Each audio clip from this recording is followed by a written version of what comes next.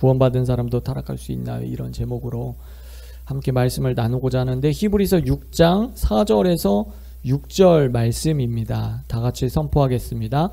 한 번 비침을 얻고 하늘의 은사를 맛보고 성령에 참여한 바 되고 하나님의 선한 말씀과 내세의 능력을 맛보고 타락한 자들은 다시 새롭게 하여 회개케 할 수 없나니 이는 자기가 하나님의 아들을 다시 십자가에 못 박아 현저히 욕을 보임이라. 아멘. 이것은 하나님의 말씀입니다.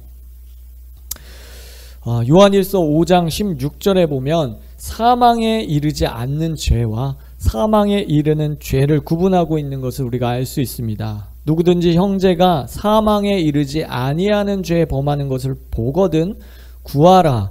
그리하면 사망에 이르지 아니하는 범죄자들을 위하여 그에게 생명을 주시리라. 사망에 이르는 죄가 있으니 이에 관하여 나는 구하라 하지 않노라. 일부 신학자들은 여기서 사망에 이르지 않는 죄는 구원받은 성도가 짓는 죄고 사망에 이르는 죄는 불신자가 짓는 죄다, 이렇게 주장을 하는 사람들이 있어요. 그렇게 하면 굉장히 깔끔하고 뭔가 개운한 것 같은데, 그러나 요한 1, 2, 3서는 불신자에게 쓴 편지가 아닙니다. 여러분도 잘 아시다시피 교회에게 보내는 편지예요. 모두 믿는 자에게 보내는 편지예요. 거기서 사망에 이르지 않는 죄와 사망에 이르는 죄가 있다, 믿는 자에게 이것을 보냈다는 것입니다. 당시 초대교회에는요, 영지주의 이단이 교회의 극성을 부렸어요. 극성을 부렸습니다. 그로 인해서 미혹되는 성도가 있었다는 거죠. 또 할레파 그리스도인들에게 속아서 유대교로 다시 개종하는 성도가 있었어요. 뿐만 아니라 예수님을 구세주와 주님으로 영접하면 어떻게 됩니까? 목이 잘립니다. 사자밥이 돼요. 이런 상황 속에서 두려움 때문에 신앙을 포기하고 배교하는 일이 실제로 초대교회에 벌어지고 있었습니다. 그래서 요한은, 바울은, 베드로는, 야고보는 모두 믿는 자들에게 편지를 보냈어요. 그게 신약 성경의 서신서들이에요. 여러분, 불신자에게 보낸 게 아니에요. 신약 성경의 서신서, 성경은요, 다 믿는 자들에게, 교회에게 보낸 편지라고 하는 것입니다. 죄라고 다 똑같은 것이 아니다. 사망에 이르는 죄가 있고 사망에 이르지 않는 죄가 있다라고 하는 것입니다. 그렇기 때문에 배교한다든지 아니면 유대교로 다시 돌아간다든지 핍박받는 것 때문에, 순교받는 것 때문에 두려워서 믿음에서 떠나면 구원받지 못한다. 지옥에 떨어질 수밖에 없다. 그것이 성경의 가르침입니다. 사망에 이르는 죄가 그러면 무엇일까요? 전에도 우리 한번 봤었는데 성령 회방죄라고 말하는 성령 모독죄가 있습니다. 그리고 다른 사람을 용서하지 않는 죄 또한 사망에 이르는 죄입니다. 또 믿음에서 떠나는 죄, 배교입니다. 똑같은 죄를 반복해서 지으면서 회개하지 않는 죄. 여러분, 이건 뭐냐면 단순히 죄를 짓는 것이 아니라 죄 가운데 사는 거예요. 계속해서 똑같은 죄를 짓는다는 것은 죄 가운데 살고 있기 때문에 죄의 열매로 인해서 지옥에 갑니다. 또 하나 더 추가하면 믿는 자라 할지라도 자살하면, 스스로 목숨을 끊으면 지옥에 갑니다. 케네스 에겐 목사님이 쓴 승리하는 교회라는 책의 간증 내용을 여러분들에게 소개해 드리도록 하겠는데요. 참고로 에겐 목사님은 그 남침례교회의 그 사역자로 계시다가 나중에 이제 순복음교회로 바꾸셨어요. 그래서 초창기에는 한 번 구원은 영원한 구원이다, 한 번 영접하면 절대로 구원에서 탈락할 수 없다라는 그런 신학적 관점을 가지셨던 분입니다. 자, 소개해 드리도록 하겠습니다. 갑자기 나는 한 여인의 환상을 보게 되었다. 나는 즉시 그녀가 내가 알고 있는 한 목사님의 전처임을 알아차렸다. 주님께서 내게 말씀하셨다. 이 여인은 나의 자녀였었다. 그녀는 남편과 함께 사역을 하고 있었는데 성령으로 충만하여 성령의 은사를 누리게 되었다. 그런데 어느 날 한 악령이 그녀에게 다가와서 그녀의 귀에 대고 당신은 아름다운 여인이요, 그대는 명성과 인기와 부를 누릴 수 있었지만 그리스도의 길을 따름으로써 섰고 살고 있는 것이요 라고 속삭였다. 그 여인이 이 소리가 악령의 것임을 알아차리고 사탄아, 내게서 당장 물러가라 라고 말하자 그 귀신은 한동안 그녀에게서 떠나갔다. 그러나 또다시 귀신이 돌아와 그녀의 어깨 위에 앉아서 그녀의 귀에 똑같은 말을 속삭여댔다. 그러자 이번에는 그녀가 이러한 생각을 음미하면서 자신이 아름답다고 생각하는 것을 즐기게 되었다. 이렇게 귀신이 일러준 대로 그녀가 생각하기 시작하자 그녀는 그와 같은 생각에 사로잡히게 되었다. 그때 나는 환상으로 그 여인이 거울처럼 투명해지면서 마음속에 검은 점이 있는 것을 보았다. 저 점은 그녀의 생각이 귀신에 사로잡혀 있다는 사실을 나타내는 것이다 라고 주님은 말씀하셨다. 마침내 그녀는 남편을 떠나 귀신이 말했던 명성과 부를 찾아 세상으로 나갔는데 거기서 그녀는 한 남자에게서 또 다른 남자에게로 전전하였다. 그리고 얼마 뒤 악령은 그녀의 영혼 속으로 들어가게 되었다. 나는 환상 속에서 검은 점이 그녀의 머리에서 마음속으로 옮겨가는 것을 보았는데 그때 그 여인은 나는 이제 주님을 원치 않아요. 저를 그냥 내버려 두세요 라고 말했다. 환상에서 나는 그녀가 지옥의 구덩이로 내려가는 것을 보았고 그녀의 끔찍한 고함 소리가 들렸다.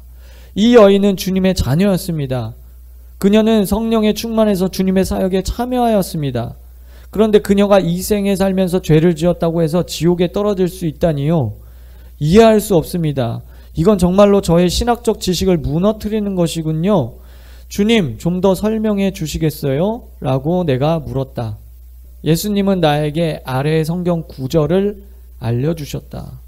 한번 비침을 얻고 하늘의 은사를 맛보고 성령에 참여한 바 되고 하나님의 선한 말씀과 내세의 능력을 맛보고 타락한 자들은 다시 새롭게 하여 회개케 할 수 없나니 이는 자기가 하나님의 아들을 다시 십자가에 못 박아 현저히 욕을 보임이라. 주님께서는 기억하라. 나는 너에게 이 여인이 나의 자녀였었다고 말했다. 이 여인이 남편을 버리고 다른 남자에게 간 것은 매우 슬픈 일이나 용서받지 못할 죄는 결코 아니다. 만일 그녀가 100여 명의 남자를 거쳤다 하더라도 회개하고 내게 돌아왔다면 나는 그녀를 용서했을 것이다. 그녀가 어떤 짓을 했더라도 나에게 용서해달라고 빌었다면 나는 용서했을 것이다. 혹시 이 여인이 갓난 기독교인, 다시 말해서 믿음이 약한 기독교인이라서 나는 더 이상 예수님을 원치 않습니다. 나를 내버려 두세요 라고 말했을 때 그녀 스스로가 무슨 짓을 하는지 깨닫지 못했더라도 그녀를 용서했을 것이다. 그러나 그 여인은 자기가 하는 일을 정확하게 알고 있었고 나는 더 이상 예수님을 원치 않는다고 말하여 자기 고집대로 행동하였다. 나는 단순히 내게 이것을 보여주어 사탄이 침입할 수 있는 틈을 허락하면 사탄이 어떻게 기독교인들을 소나기에 넣게 되는가를 알게 하려는 것이다. 여러분, 이 간증에서 예수님은 히브리서 6장 4절에서 6절 말씀을 언급하셨어요. 영접하고 믿었어요. 사역자가 됐습니다. 성령의 신령한 은사를 맛봤습니다. 근데 타락하게 되면 어떻게 됩니까? 다시 새롭게 할 수 없다라고 성경은 말씀하고 있어요. 곧 지옥에 떨어진다고 말씀하고 계세요. 여러분, 이 성경 말씀을 그냥 내가 가진 신학적 편견으로 그냥 이렇게 이해할까 저렇게 이해할까 그렇게 이해하지 말고 그냥 담백하게 이 성경 말씀 문자 그대로 보시라는 거예요. 다시 새롭게 회개케 할 수 없다라는 것이죠. 이 구절에 대해서 조윤기 목사님은 히브리서 강해 집에서 다음과 같이 주석을 다루셨어요. 이스라엘은 하나님께서 특별히 택하신 백성임에도 불구하고 하나님의 노하심을 받아 하나님께 버림을 받았습니다. 그러므로 내가 한번 예수 믿고 택함을 받았으니 영원히 구원받는다는 생각은 잘못된 생각입니다. 물론 한번 구원받은 사람이 쉽게 타락하지는 않습니다. 그러나 구원받은 자라도 하나님을 떠나 타락하게 될 때 그의 구원은 상실하게 되는 것입니다. 따라서 한번 예수 믿고 난 후 성령의 거룩함을 쫓아 살지 아니하고 세상 정욕대로 살며 나는 한번 구원받았으니 영원히 구원받았다고 생각하는 것은 어리석은 일입니다. 예수님께서 이렇게 말씀하시죠. 자, 같이 읽어볼게요. 시작. 누구든지 사람 앞에서 나를 부인하면 나도 하늘에 계신 내 아버지 앞에서 저를 부인하리라.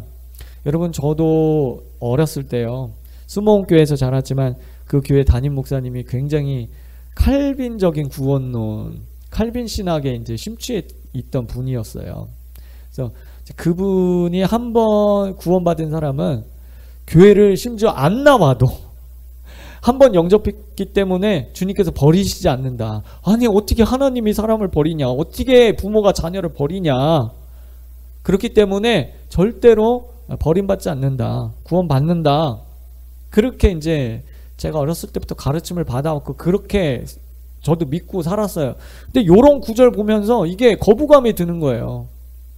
아니 이게 하나님의 말씀인데, 이게 예수님의 말씀인데, 그러면 내가 지금까지 믿고 알아왔던 게 뭐지? 계속 부딪히는 거예요. 그러니까 어렸을 때부터 이제 그런 말씀에 이제 세뇌당했기 때문에 그냥 이런 말씀 보면 그냥 한 귀로 듣고 흘러가는 거죠. 누구든지 사람 앞에서 나를 부인하면 어떤 이유에든지, 조금 전에 소개해드린 간증에서 이 여인이 주님을 부인했어요. 그죠? 그러니까 검은 점이 그의 생각 가운데 있다가 10년 가운데 들어왔어요. 구원을 잃게 됐어요. 지옥에 떨어졌습니다. 더러운 원수 마귀 새끼가 처음에 생각으로 우리를 미혹한다는 거예요. 미혹한다. 예수님 미혹하는 거 봐요.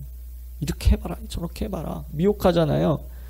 그 생각을 우리가 딱 물게 되면 이제 그때부터 영적으로 우리가 그 생각 가운데 휩쓸려 가는 겁니다. 그래서 급기야는 구원을 잃어버리게 되는 거예요. 자, 이 말씀 보세요, 여러분. 누구든지예요. 예외가 없다는 거예요. 바울도 예외가 없다. 요한도, 12제자도 예외가 없다는 거예요. 여러분, 5분 전에 예수님 영접한 사람이나 모태신앙이나 예외가 없다는 거예요. 예외가. 바울 시대 때, 요한 시대 때, 12사도의 시대 때 핍박이 올 때 그 핍박이 두려워서, 순교당하는 게 두려워서 저는 이제부터 예수님 믿지 않겠습니다, 기독교인 아닙니다 하면 누구든지 예외 없이 주님께서 그 영혼을 부인하시겠다, 버리시겠다라고 하는 겁니다. 여러분, 이렇게 중엄한 말씀이라는 거죠. 사도 요한 시대 초대교회 성도들이 미혹과 박해 때문에 주님을 부인하고 배교한 일이 빈번하게 일어났다는 거예요. 여러분, 그러면 오늘날에는 어떻습니까?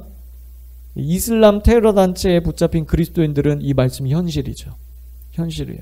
북한 지하교회에 있는 성도들은 현실이에요. 현실. 그러면 종교의 자유가 있는 저와 여러분들은 어떨까요? 어떨까요? 우리는 안전지대에 있을까요? 한국은 괜찮지, 뭐 나는 괜찮지, 그럴 리 없지. 박해가 없는 우리는 괜찮을까요? 정말 괜찮을까요?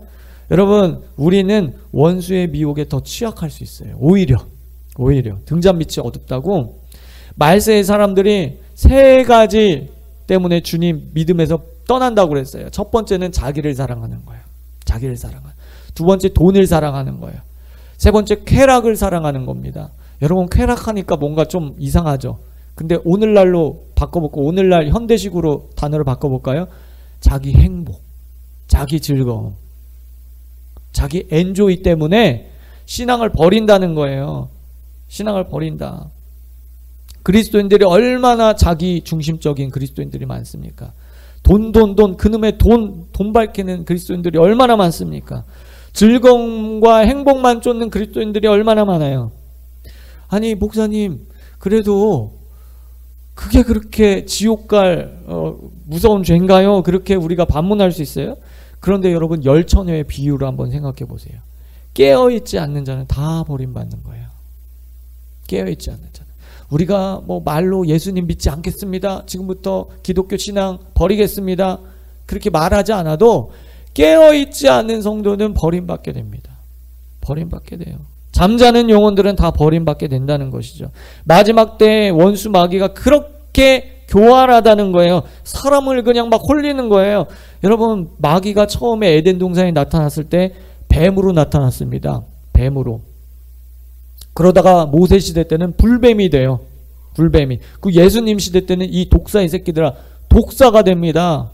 점점 그러다가 계시록 시대가 되면 어떻게 됩니까? 붉은 용이 돼버리는 거예요. 여러분, 뱀으로 시작해서 용이 된다니까요. 마지막 시대에 더 그 미혹이 강력해지는 거예요. 원수 마귀 새끼의 이런 미혹과 교활함이 더 강력해지는 거라고요. 열처녀 다 성도였어요.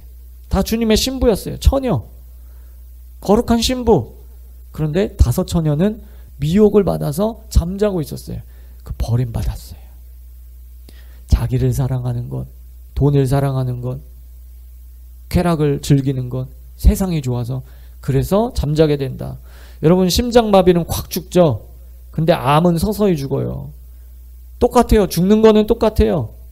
종교의 자유가 있지만 마귀의 미혹으로부터 안전지대는 없다는 거예요. 우리가 순교할 때 그냥 심장마비 걸려서 확 죽는 거나, 그냥 우리가 이 세상에 취해서 잠들어가지고 서서히 죽는 거나 똑같이 죽는다고요. 서서히 죽는 게 더 무서워요. 그게 미혹이거든. 내가 안 죽을 줄 알아. 젊은 사람들은 내가 안 죽을 줄 알아. 70대 80대 노인들만 죽을 줄 알아. 20대는 그죠? 자기가 평생 살 줄 알아. 영원히 살 줄 알아. 미혹이라는 거예요. 여러분, 마지막 때 666 표를 받지 않으면 경제활동을 못해요. 굶어 죽어야 됩니다. 그러니까 세상 사람들이 다 짐승을 따르잖아요. 왜? 돈 때문에. 경제활동 돈 때문에 다 따르는 거야. 전 세계적인 미혹이 오는 겁니다. 여러분, 제가 이제 경제활동 못한다, 마지막 때. 그래서 아니, 나 죽는 건 괜찮아. 나 죽는 건 괜찮은데 우리 자녀의 목에 칼을 대고 너 예수 믿으면 얘 죽일 거야 하면 그거는 정말 힘들 것 같아. 자녀를 볼모로 딱 잡고 있는 건 정말 힘들 것 같아. 그런 시대가 온다고요. 그런 시대, 우리가 늘 깨어 있어야 합니다.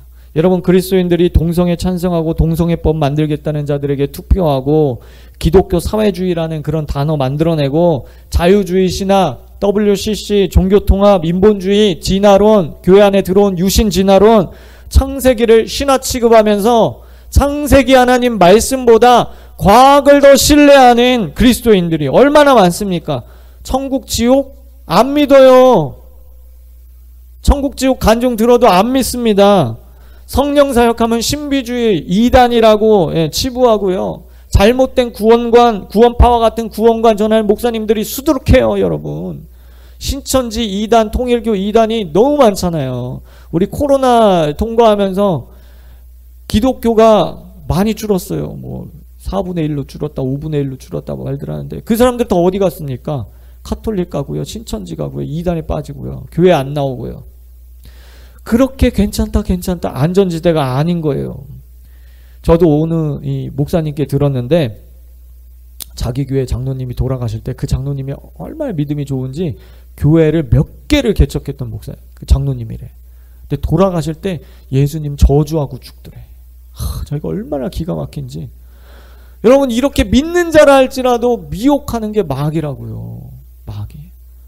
또 이것도 들은 얘기인데 어떤 사모님한테 들었는데 자기가 아는 권사님이 그 뭐 3대째 믿는 집안이고 모태신앙인데요.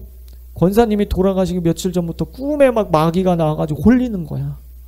두려움을 주는 거야. 그래서 꿈에서 일어나면 그렇게 믿음 줬던 권사님이 막 벌벌벌 떠는 거야. 나 지옥 가면 어떡하냐고. 미혹이야, 미혹. 여러분, 그러니까 이게 이 생에 있는 동안 정말 이 믿음을 정말 하나님 앞에 주님 의지해야 되고요. 믿음에 바로 서야 됩니다.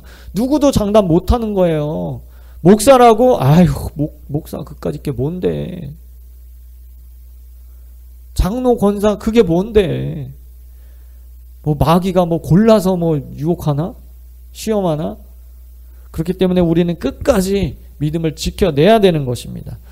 예, 바울은 본래 핍박자였습니다. 그런데 예수님을 만났어요. 그리고 회심했습니다. 바울의 회심은 진실한 것이었어요. 그렇죠? 거기에는 누구도 토를 달 수가 없어요. 그런데 바울이 이러잖아요. 내가 내 몸을 쳐 복종하게 함은 내가 남에게 전파한 후에 자신이 도리어 버림을 당할까 두려워함이로다. 여러분, 한 번 구원은 영원한 구원이 아니에요. 바울은 진정으로 구원받았지만 자기 몸의 소욕을 처리하지 않으면 버림받을 수 있는 가능성을 알았기 때문에 두려워했어요. 바울이라 할지라도 두려워했어요. 성경의 저자라 할지라도 두려워했어요. 3층천에 갔다 온 신비적인 체험을 한 사람이라도 두려워했어요. 저 여러분들은 얼마나 더 두려워해야 되겠습니까? 그 두려움은 좋은 두려움이죠. 믿음에서 떠나는 두려움이 아니라 좋은 두려움인 것이죠. 또 남을 용서하지 않으면 믿는 자라 할지라도 용서받지 못합니다. 너희가 사람의 잘못을 용서하면 너희 하늘아버지께서도 너희 잘못을 용서하시려거니와 너희가 사람의 잘못을 용서하지 아니하면 너희 아버지께서도 너희 잘못을 용서하지 아니하시리라. 이 말씀은 불신자에게 주시는 말씀이 아니고 믿는 자에게 주시는 말씀입니다. 너희가 그랬잖아요. 너희 믿는 자가 다른 사람을 용서해야 용서받을 수 있다. 여러분, 이게요, 산상수훈에서도 예수님 말씀하시고 예수님의 설교의 핵심 중에 핵심이 마치 이 성경의 핵심이 십계명인 것처럼 예수님의 가르침의 핵심 중에 핵심이 산상수훈이잖아요. 산상수훈에서도 남을 용서해야 용서받는다. 주기도문에서도 용서해야 용서받는다. 그리고 여기 세 번째 강조하신 거예요. 세 번째. 여러분, 산상수훈에서 세 번이나 똑같은 말을 하신 거는 용서가 유일합니다. 용서가 유일해요. 이거는 도덕적인 설교가 아니에요. 그냥 율법적이고 뭔가 윤리적인 설교가 아니라 구원론에 관한 거예요. 네. 그렇기 때문에 다른 사람을 꼭 용서하시기 바랍니다. 어느 필리핀 목사님의 간증인데요. 이 목사님은 과거에 사업가로 성공하여서 많은 돈을 버셨습니다. 버셨지만 이제 목회자로서의 부르심을 계속해서 거부하며 살으셨어요. 그러던 중에 심장마비로 병원에 실려가서 이제 죽게 됩니다. 이제 죽게 되는데 그 영혼이 천국 문 앞에서 주님을 본 거예요. 자, 그 간증을 소개해 드리도록 하겠습니다. 저는 그곳에서 예수님이 저의 불순종을 심판하려고 서 계신 것을 보았습니다. 저는 주님께 제 생명을 조금이라도 연장시켜 주시면 주님을 섬기겠다고 애원하였습니다. 주님은 제 기도를 들어주셨습니다. 그리고 제가 제 몸으로 돌아오기 전에 지옥의 모습을 보여주셨습니다. 주님은 지옥의 한 장소를 보여주셨는데 유황불 속에서 타고 있는 장모님의 모습을 보여주셨습니다. 저는 믿을 수 없었습니다. 왜냐하면 장모님은 크리스찬으로서 교회에 열심히 다녔고 늘 회개 기도를 했기 때문입니다. 저 충격받았어요. 그냥 다닌 게 아니야. 회개 기도도 열심히 했어. 근데 왜 지옥 갔냐? 저는 왜 장모님이 지옥에 있나요? 라며 주님께 여쭈었습니다. 그러자 주님이 슬퍼하시면서 이렇게 말씀하셨습니다. 그녀가 친지들을 용서하지 않았기 때문에 그녀 또한 용서받을 수 없었다. 여러분, 이거 정말 심각한 겁니다. 너무나도 중요한 거예요. 하나만 더 소개해 드릴게요. 빅토리아의 지옥 간증입니다. 그리고 가장 메스꺼운 악취로 가득 차 있었습니다. 그 강렬한 악취는 제가 알고 있는 단어로는 형용하기 어렵습니다. 그것은 통곡하는 소리와 고통하는 분노로 이를 가는 소리로 꽉 차 있었습니다. 또한 악마의 사악한 웃음소리로 가득했습니다. 주님은 저를 동쪽 그룹으로 인도하셨습니다. 그리고 저에게 말씀하셨습니다. 빅토리아, 이곳에 있는 그룹은 다른 사람들을 용서하기를 거부한 사람들이다. 나는 많은 다른 방법들로 수없이 용서하라고 전해주었다. 하지만 그들은 거절하였다. 나는 십자가의 은혜로 그들의 모든 죄들을 용서해 주었다. 하지만 그들은 다른 사람들을 용서하기를 거부하였다. 그들은 그들의 시간이 다 지난 후 이곳에 와 있는 자신을 발견하였다. 그들은 이곳에 영원히 있게 될 것이다. 그들은 자신들이 맺은 열매를 영원히 먹게 될 것이다. 여러분, 성경에 눈에는 눈, 이에는 이로 갚으라 이런 말씀이 있죠. 이 말씀은 저와 여러분들에게 해당되는 말씀이 아닙니다. 그 말씀은요, 재판관들에게 해당되는 말이에요. 공의가 절대적으로 필요한 판사들에게 해당되는 얘기지 저와 여러분들에게 해당되는 말씀이 아니에요. 저와 여러분들에게 해당되는 말씀은 다른 사람을 용서하라, 사랑하라, 왼뺨 맞으면 오른뺨 돌려대라, 오른뺨 맞으면 왼뺨 돌려대란가? 하여튼 용서하라. 여러분, 그렇기 때문에 남을 용서하지 않으면 버림받을 수밖에 없어요. 자, 이 시간 잠깐 기도하기 원해요. 용서합시다. 잠깐 시간 드릴게요. 우리 지금 실천합시다. 다 용서하세요. 그 영혼을 위해서 용서한다기보다는 1차적으로 나를 위해서 용서하는 거예요. 2차적으로 그 영혼을 위해서 용서하는 겁니다. 다 용서하세요. 다 용서하세요. 혹시 용서하는 마음이 이렇게 막 일어나지 않을 수 있어요. 여전히 미울 수 있어요. 그 사람 얼굴을 떠올리기도 싫을 수 있어요. 그건 감정이에요. 그러나 믿음은 의지의 요소.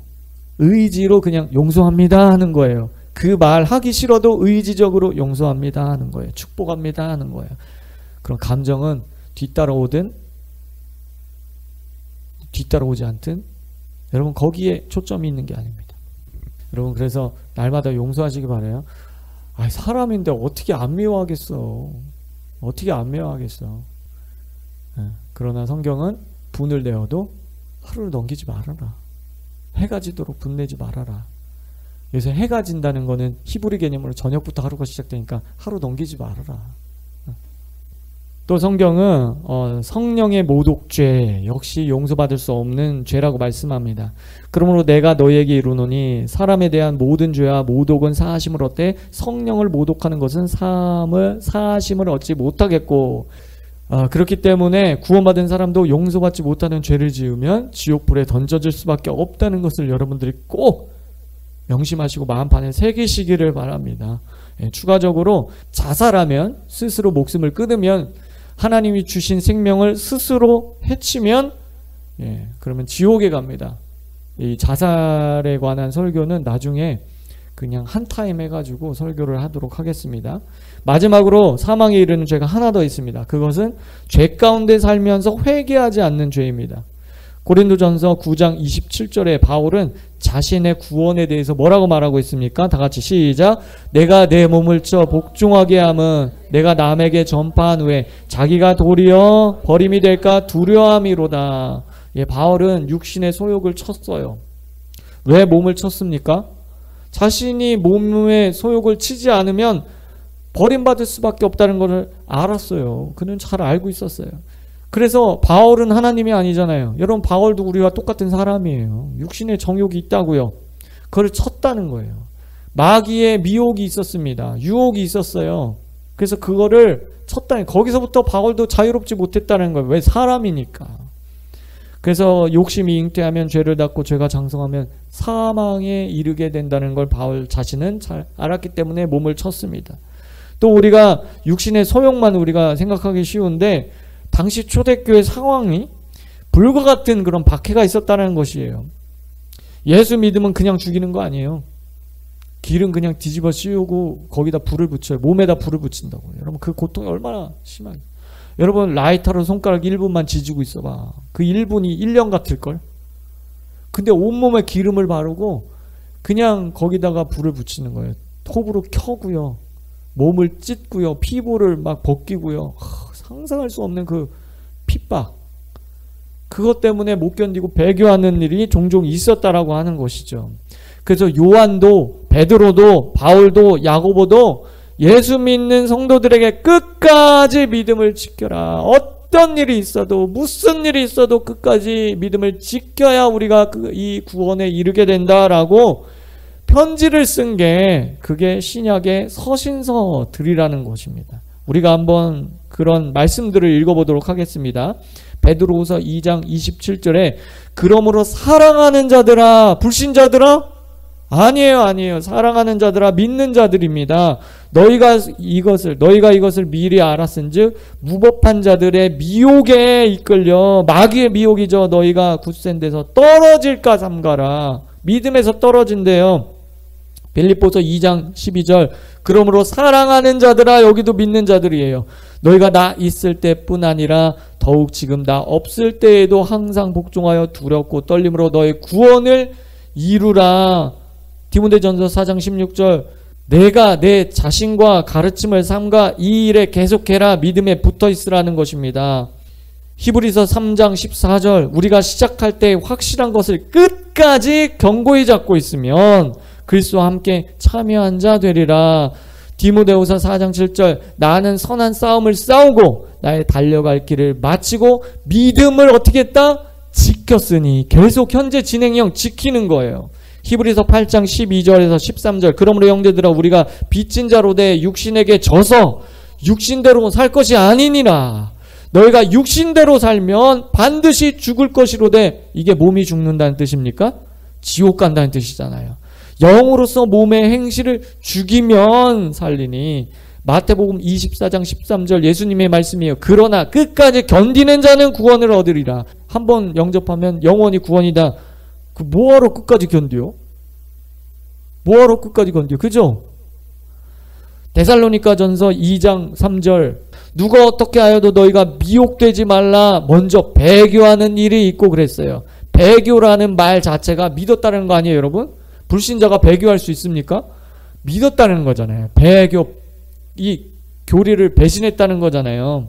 가르칠 교를 배신했다는 거잖아요. 그러니까 실제 믿었다는 거예요. 믿는 척하거나 교회를 왔다 갔다 발목 신자가 아니고 실제로 믿었던 자인데 배교했다는 거예요. 배신했다는 거예요. 뭐를 받아서? 원수 마귀 새끼의 미혹을 받아서 배교했다는 거예요. 히브리서 10장 29절 하물며 하나님의 아들을 짓밟고 자기를 거룩하게 한 언약의 피를 부정한 것으로 여기고 은혜의 성령을 욕되게 하는 자가 당연히 받을 형벌은 얼마나 더 무겁겠느냐. 이게 천국 가서 벌 받는다는 얘기가 아니잖아요. 너희는 생각하라. 너희는 그랬어요. 교회에게 편지를 보내는 거예요. 계시록 3장 5절 이기는 자는 이와 같이 흰 옷을 입을 것이요 내가 그 이름을 생명책에 결코 지우지 아니하고 그 이름을 내 아버지 앞과 그의 천사들 앞에서 시인하리라. 여기 보면 흰 옷, 생명책 이런 게 뭐예요? 구원받은 모습의 상징이잖아요. 그런데 여기 보면 결코 지우지 아니하고 그랬습니다. 뒤집어 말하면 지워질 수 있다 없다? 지워질 가능성이 있기 때문에 결코 지우지 않겠다는 거잖아요. 그죠? 지우지 않겠다라는 표현 자체가 지워질 수 있을 가능성이 있기 때문에 결코 지우지 않겠다. 이기는 자에게, 끝까지 믿음을 지킨 자에게 내가 생명책에 결코 지우지 않겠다. 그렇게 말씀하시는 겁니다. 계시록 21장 7절 여기도 이기는 자는 이것들을 상속으로 받으리라. 나는 그의 하나님이 되고 그는 내 아들이 되리라. 여기도 이기는 자만이 천국에 간다. 이기는 자만이 구원을 하나님의 아들, 자녀가 된다라는 거예요. 아멘? 네, 아멘이죠. 따라서 구원은 받고 이루는 것입니다. 구원은 받고 이루는 거예요. 따라해 보겠습니다. 구원은 받고 이루는 것이다. 그래서 여러분 이거는 행위 구원이 아닙니다. 그거는 오해입니다. 오해. 우리는 그 은혜를 인하여 믿음으로 구원받습니다. 내 행위가 아닙니다. 절대 내 행위가 아니에요. 내 노력이 아니에요. 내 종교심이 아니에요. 우리가 구원받을 수 있는 그 이유는 하나님의 100% 하나님의 은혜예요. 근데 단 조건이 있어요. 내가 그것을 받아들이고 믿을 때 구원이 시작되는 거예요. 그리고 그 구원을 어떻게 해요? 내 육신의 소욕을 계속해서 내가 싸워서 승리할 수 있는 거는 내가 해야 되는 거예요. 성령님이 도와주시죠. 근데 성령님이 대신해서 내 육신을 대신 싸워주는 게 아닙니다. 내가 싸우는 겁니다. 내가 선한 싸움을 싸우는 거예요. 믿음의 싸움을 내가 싸우는 것이죠. 이렇게 성경적으로 명명백백한 이 진리를 왜 많은 크리스찬들이 한 번 구원받으면 영원하다라고 그런 마치 구원파 교리와 같은 그런 생각을 하게 됐을까요? 사람들은 구원이라는 단어를 생각할 때 무엇이 다 끝난 것처럼 과거 시제로만 인식하는 경향이 있습니다. 과거에 내가 한번 믿었으니까 이제 끝났다라는 그런 개념들이 있어서 그래요. 여러분 근데 성경에 구원하다라는 동사는 사실은 이 구원이라는 개념은요, 믿는다라는 개념은 다 동사입니다. 명사가 아니에요. 개념 자체가. 거기에 행함이, 순종이 녹아들어가 있는 거예요. 과거, 현재, 미래로 그렇게 사용하고 있습니다. 그래서 서신서는 모두 믿는 자들에게 보낸 편지라고 하는 거죠. 에베소서 2장 8절에 너희는 구원 받았다. 과거지만 에베소서 2장 11절 이하에 보면 너희는 구원 받고 있다. 현재예요. 그리고 디모데후서 4장 18절에 또 앞으로 구원 받을 것이다. 과거, 현재, 미래, 전 시제를 사용하고 있다는 거예요. 그런데 그 전제가 뭡니까? 믿음 안에 있으면. 믿음 안에 있으면. 그러니까 믿음으로 과거의 구원을 받은 것처럼 현재도 믿음 안에 머물러 있어야 되고 미래도 믿음 안에 있으면이라는 전제 조건이 붙는 거예요. 너희가 믿음 안에 있기 때문에 미래에도 구원을 확신해도 돼. 성경은 그렇게 말하는 것이지, 지금 배교하면서 지금 사망에 이르는 죄를 지으면서 죄 가운데 살면서 그러면 버림받는다. 그런데 너무나도 많은 그리스도인들이 구원받았다라는 이런 말을 생각할 때 유독 과거 시제에만 집착하는 경향이 있다라는 거예요. 왜 그럴까요? 그게 좋거든. 그게 편하거든. 그래야 내 마음대로 좀 살 수 있거든. 순종하지 않아도 되거든. 편한 길을 선택하는 거예요. 여러분, 예수 믿는다는 게 쉽습니까? 그냥 대충 살면, 대충 믿으면 쉬워요.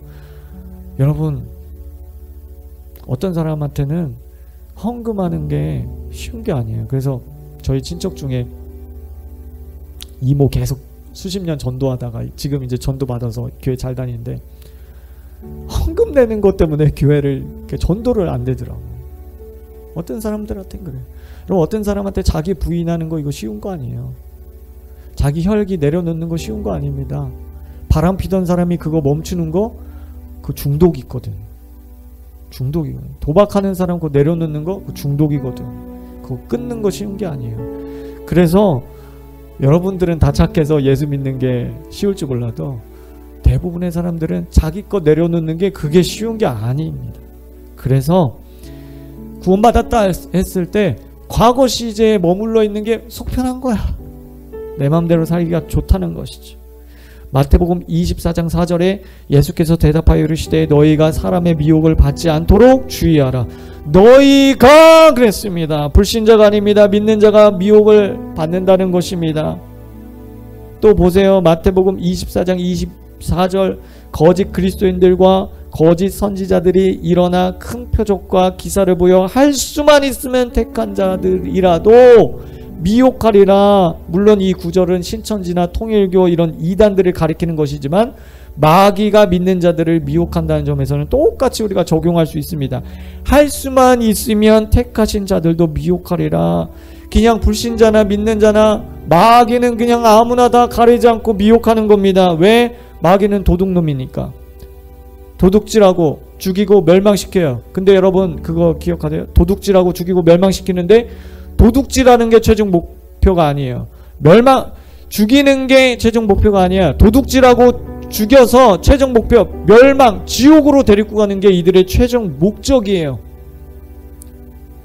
따라서 이 생에 있는 동안 우리가 자만하지 말고 한눈 파지 말고 선줄로 생각한 자는 넘어질까 조심하고 기름을 준비했던 5 처녀서 믿음에 끝까지 서서 살아가시는 저와 여러분 되시기를 주님의 이름으로 축복합니다. 우리 다같이 기도하겠습니다. 주님, 내 안에 거룩한 영으로 새롭게 하여 주시옵소서. 주님, 이 생에 있는 동안 하나님의 말씀대로 살게 하여 주시옵소서. 진리의 성령님 오셔서 우리를 바른 길로 인도하여 주시옵소서. 생명의 길로 인도하여 주시옵소서. 선줄로 생각한 자는 넘어질까 조심하라. 주여, 기름 부음 안에 거하게 하여 주시옵소서. 기름을 준비한 5 처녀처럼 믿음 안에 살게 하여 주옵소서. 주님, 내가 과거의 믿음으로 구원을 시작했다면 현재도 믿음 안에 살게 하시고 미래에도 그 믿음을 지키면서 살아갈 수 있도록 주님 우리에게 힘 주시옵소서. 주님, 힘 주시옵소서. 내 힘으로 믿음 지키지 않게 하여 주옵소서. 주님을 의지하게 하여 주시옵소서. 선한 싸움을 싸우게 하여 주시옵소서. 주님, 죄와 죽기까지 싸우게 하여 주시옵소서. 주님, 끝까지 잘 믿고 버림받지 않게 하여 주옵소서. 하나님, 이 마지막 때에 마귀가 발악을 할 것입니다. 마귀가 발악을 할 것입니다. 붉은 용이 되어가지고 온 세상 사람들을 현혹할 것입니다. 666표를 주면서 여기에 답이 있다라고 유혹할 것입니다. 그리고 이것만 받으면, 이 표만 받으면 먹고 사는 거 걱정 없다라고 유혹할 것입니다. 세상을 사랑하고 자기를 사랑하고 돈을 사랑하고 쾌락을 사랑하는